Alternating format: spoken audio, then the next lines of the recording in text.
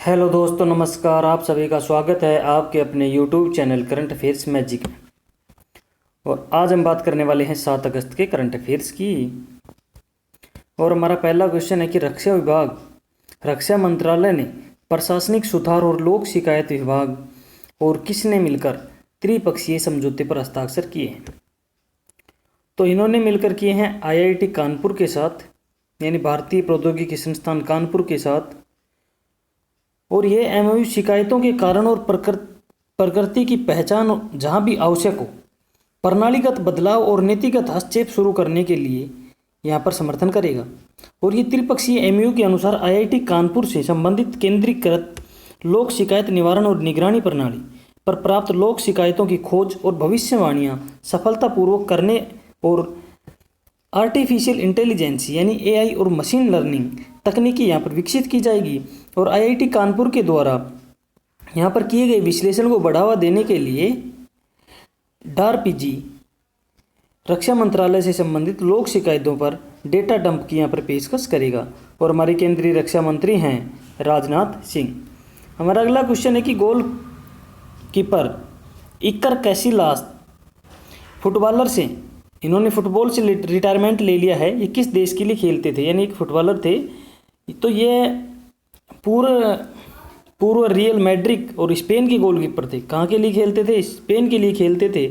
और उन्होंने बर्नब्यू में 16 साल के करियर के दौरान रियल के लिए 725 मैच इन्होंने खेले हैं, जिसमें 3 चैंपियन लीग खिताब और 5 लो लीगा क्राउन इन्होंने जीते हैं। 2008 विश्व कप और 2008 और 12 में लगातार 2 यूरोपीय चैंपियनशिप जीतने में स्पेन की मदद की। उन्होंने 2000 से 2016 के बीच स्पेन के लिए 167 अंतर्राष्ट्रीय कप जीते हैं। हमारा अगला क्वेश्चन है कि स्वचालित वॉइस असिस्टेंट AXAA किस बैंक ने लॉन्च किया है। तो यह लॉन्च किया है एक्सिस बैंक ने। यह ऑटोमेटिक वॉइस असिस्टेंट AXAA यह artificial intelligence powered conversational voice bot है। और ये ऑटोमेटेड वॉइस असिस्टेंट एक ह्यूमनॉइड की तरह काम करेगा। और इसमें पारंपरिक इंटरएक्टिव वॉइस रिस्पॉन्स सिस्टम से ग्राहकों के अनुभव के प्रतिमान को यहाँ पर बदलने की इसके अंदर क्षमता है। एक्सिस बैंक के प्रबंधक और निदेशक हैं अमिताभ चौधरी। हमारा अगला क्वेश्चन है कि ई ज्ञान मित्र मोबाइल ऐप किसके द्वारा लॉन्च किया गया है। तो जो ई ज्ञान मित्र ऐप है, ये हमारे केंद्र शासित प्रदेश दादर और नागर हवेली और दमन और दीव इनके द्वारा यह लॉन्च किया गया है। और यह दमन प्रशासन के शिक्षा विभाग ने ई ज्ञान मित्र ऐप शुरू किया, जो छात्रों और अभिभावकों के बीच में लोकप्रिय हो रहा है। दादर और नागर हवेली और दमन दीव के जो एडमिनिस्ट्रेटर हैं वो हैं प्रफुल्ल पटेल। हमारा अगला क्वेश्चन है कि उपराज्यपाल गिरीश चंद्र मुर्मू ने अपने पद से इस्तीफा दे दिया है। ये किस केंद्र शासित प्रदेश के राज्यपाल थे? तो ये थे जम्मू कश्मीर के राज्यपाल गिरीश चंद्र मुर्मू। और अब जो जम्मू कश्मीर है वहाँ के उपराज्यपाल के रूप में मनोज सिन्हा को नियुक्ति दे दी गई है हमारे राष्ट्रपति राजनाथ कोविंद के द्वारा। और जो गिरीश चंद्र मुर्मू हैं, इन्होंने अनुच्छेद 370 हटने की पहली वर्षगांठ पर अपना इस्तीफा दे दिया है, जिससे तत्कालीन राज्य की विशेष दर्जा समाप्त हो गया था। और मुर्मू ने केंद्र सरकार को अपना त्याग पत्र सौंपा। इन सूत्रों के अनुसार मुर्मू का नया नियंत्रक और महालेखा परीक्षक यानी कैग नियुक्त किए जाने की संभावना यहाँ पर जताई जा रही है। और वह कैग प्रमुख के रूप में राजीव महर्षि का स्थान लेने की भी यहाँ पर संभावनाएं जताई जा रही हैं। मुर्मू ने आधिकारिक तौर पर जम्मू कश्मीर पुनर्गठन अधिनियम 2019 के तहत 31 अक्टूबर 2019 को J&K केंद्र शासित प्रदेश के पहले उपराज्यपाल के रूप में इन्होंने कार्यभार संभाला था। हमारा अगला क्वेश्चन है कि हिरोशिमा डे कब मनाया जाता है। तो यह हर साल 6 अगस्त को मनाया जाता है। और ये द्वितीय विश्व युद्ध के दौरान जो हिरोशिमा पर गिराए गए परमाणु बम की सालगिरह को प्रतीक करता है। और यह एक भयावह घटना है 6 अगस्त 1945 को हुई थी, जब संयुक्त राज्य अमेरिका ने जापान के हिरोशिमा शहर पर लिटिल बॉय नामक एक परमाणु बम गिरा दिया था। और यह परमाणु हमला 1945 में द्वितीय विश्व युद्ध को समाप्त करने के मकसद से किया गया था। हिरोशिमा दिवस का इतिहास पढ़ें तो द्वितीय विश्व युद्ध 1939 से 1945 तक चला, जो तैनात किया गया दुनिया का पहला परमाणु बम था, जिसमें 9000 पाउंड से अधिक यूरेनियम 235 लोड किया गया था, और जिसे US B-29 बम्बर एयरक्राफ्ट द्वारा 6 अगस्त 1945 को हिरोशिमा के जापानी शहर एनोला पर गिराया गया था। और यह विस्फोट इतना विशाल था कि इससे शहर की लगभग 90% आबादी खत्म कर दी थी, जिसमें 70,000 लोगों की तत्काल मृत्यु हो गई थी, और बाद में विकिरण के प्रभाव के कारण लगभग 10,000 लोगों की यहाँ पर मृत्यु हो गई थी। हमारा अगला क्वेश्चन है कि सेबी के अध्यक्ष कौन है जिनका कार्यकाल 18 महीने के लिए बढ़ा दिया गया है। तो सेबी के जो अध्यक्ष हैं वो हैं अजय त्यागी, और अजय त्यागी का जो कार्यकाल है वो 18 महीने के लिए आगे बढ़ा दिया गया है।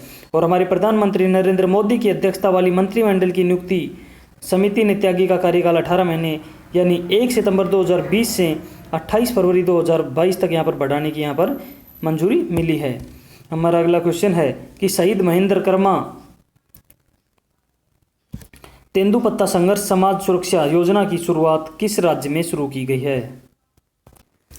यह की गई है छत्तीसगढ़ राज्य में, और छत्तीसगढ़ के जो मुख्यमंत्री हैं भूपेश बघेल, इनके द्वारा राज्य में तेंदुपत्ता संग्राहकों के लिए एक सामाजिक सुरक्षा योजना शहीद महेंद्र कर्मा तेंदुपत्ता संघर्ष समाज सुरक्षा योजना की शुरुआत की है। और तेंदू के पत्ते बीड़ी बनाने के लिए इस्तेमाल किए जाते हैं, और राज्यों के वनवासियों के द्वारा एकत्रित भी किए जाते हैं, और जिनके बाद राज्य सरकार के द्वारा यहाँ पर खरीदा जाता है। कांग्रेस नेता महेंद्र कर्मा के नाम पर तैयार की गई ये योजना, और इसकी उद्घाटन इसकी जयंती के अवसर पर किया गया है। इस योजना के तहत राज्य में वन विभाग और छत्तीसगढ़ राज्य लघु वनोपज महासंघ के द्वारा संयुक्त रूप से निष्पादित किए जाने के लिए यहाँ पर पंजीकृत तेंदू कलेक्टरों के परिवार को उनके मुखिया की सामान्य मृत्यु, यदि परिवार के मुखिया की आयु 50 वर्ष से अधिक नहीं है तो हो जाती है उनकी अगर मृत्यु, तो नॉमिनी अथवा उसके वारिस को 2 लाख रुपए की यहाँ पर वित्तीय सहायता भी प्रदान की जाएगी। छत्तीसगढ़ के जो राज्यपाल हैं वो अनुसुईया उइके हैं, और CM हैं भूपेश बघेल। हमारा अगला क्वेश्चन है कि a history of India covert operations नामक पुस्तक का लेखन किसने किया है। तो ये किया है यतीश यादव ने, और जांच पड़ताल करने वाले पत्रकार और लेखक यतीश यादव के द्वारा यह पुस्तक लिखी गई। और इस किताब में भारत की जासूसी agency research and analysis wing के द्वारा किए गए वीरतापूर्ण कार्य संचालन को एक झलक मिलेगी, जिसमें बताया गया है कि किस तरह जासूसी कम्युनिटी में ग्रे दीवारों के पीछे वास्तव में कैसे ऑपरेशन को अंजाम दिया जाता है। और जिसके संस्थापक महान स्पाई मास्टर रामेश्वर नाथ काउ थे, उनकी स्थापना 1968 में और 1962 के चीन भारत सीमा युद्ध और 1965 के भारत पाकिस्तान युद्ध के दौरान पहचानी गई इंटेलिजेंसी की आवश्यकता को पूरा करने के लिए यहाँ पर की गई थी। जो के प्रमुख हैं वो हैं सामंत गोयल, और जो का हेडक्वार्टर है वो नई दिल्ली में है, और की स्थापना हुई थी 21 सितंबर 1968 को। और जो निरुपमा यादव हैं, इन्होंने भी अभी पुस्तक का लेखन किया था, उसका नाम था कोड टू विन। क्या था? Code to win. हमारा अगला क्वेश्चन है कि भारतीय रिजर्व बैंक ने 2020 और 21 की जो द्विमासिक दूसरी मौद्रिक नीति थी उसको जारी किया है। उसके अंदर LAF और MSF की दरें क्या रखी गई हैं। तो जो LSF है, LAF और MSF, LAF के तहत जो रेपो दर है वो 4% अपरिवर्तित रखी गई है, और LAF के तहत जो रिवर्स रेपो रेट है वो 3.35% रखी गई है, और MSF यानी सीमांत स्थायी सुविधा यह भी अपरिवर्तित रखी गई है 4.25। यानी LAF के तहत रेपो 4%, रिवर्स रेपो 3.35% और MSF 4.25% यहाँ पर रखी गई है। अगर हम बात करें मौद्रिक नीति की, तो जो मौद्रिक नीति है इस एक समिति है और इसकी संरचना की जाती है। इसके अंदर इस संरचना में 6 सदस्य होते हैं इस समिति के अंदर, और ये केंद्र सरकार ने सितंबर 2016 में संशोधित RBI अधिनियम 1934 की धारा 35ZB के तहत यहाँ पर की थी। अब उनकी बात करें 6 व्यक्तियों की, तो भारतीय रिजर्व बैंक के जो गवर्नर और अध्यक्ष होते हैं वो हैं हमारे शक्तिकांत दास। भारतीय रिजर्व बैंक के उप गवर्नर मौद्रिक नीति के प्रभारी सदस्य डॉक्टर माइकल देवपात्रा। भारतीय रिजर्व बैंक के एक और अधिकारी को केंद्रित बोर्ड का द्वारा नामित किया जाता है, वो सदस्य पदेन सदस्य होता है, वो है डॉक्टर मृदुल सागर। और एक सदस्य है भारतीय सांख्यिकी संस्थान के प्रोफेसर हैं चेतन घाटे। एक हैं प्रोफेसर पामी दुआ, ये दिल्ली स्कूल ऑफ इकोनॉमिक्स के निदेशक हैं। एक हैं डॉक्टर रविंद्र ढोलकिया, ये प्रोफेसर है भारतीय प्रबंधन संस्था अहमदाबाद के। रेपो दर क्या होती है? रेपो दर एक निर्धारित ब्याज दर जिसके ऊपर रिजर्व बैंक चल निधि समायोजन सुविधा यानी एलएफ के तहत बैंकों को सरकार के समस्विक के विरुद्ध और अन्य अनुमोदित प्रतिभूतियों के विरुद्ध ओवरनाइट चल निधि प्रदान करता है। रिवर्स रेपो दर ये होता है कि निर्धारित ब्याज दर पर जिस रिवर्स बैंक चल निधि समायोजन सुविधा के तहत बैंकों के पात्र सरकारी प्रतिभूतियों के संपार्श्विक के विरुद्ध ओवरनाइट आधार पर चल निधि को यहाँ पर अवशोषित करता है। आरबीआई के जो 25वें गवर्नर हैं वो शक्तिकांत दास हैं। इसका हेडक्वार्टर मुंबई में है और इसकी स्थापना 1 अप्रैल 1935 को कोलकाता में हुई थी। अब हम बात करते हैं निधन की, तो महाराष्ट्र के पूर्व मुख्यमंत्री शिवराजजीराव पाटिल निलंगेकर का निधन हो गया है। यह एक वरिष्ठ कांग्रेस नेता थे। उन्होंने जून 1985 और मार्च 1986 के दौरान महाराष्ट्र के मुख्यमंत्री के रूप में कार्य किया।